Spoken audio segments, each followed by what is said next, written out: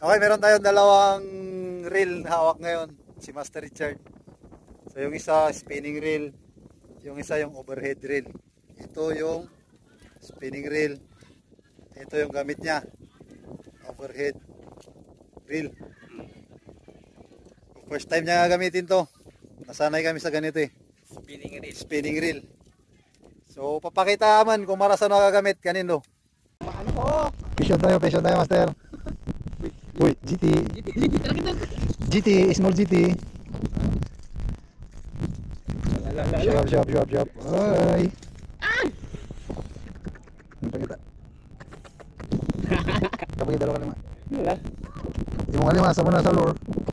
Yan. Master. Di ba? Sa tabi-tabi lang. Fish. Wag. Meow. Sayang. Palagsa. Okay lang, misda pa. Balik ko, misda. Pusan. Kitok. Yung mga kapatid niya. Master, mukhang kailangan mo lang kumuha ng tugan. Wow! Meow. Di ulisan. May isda.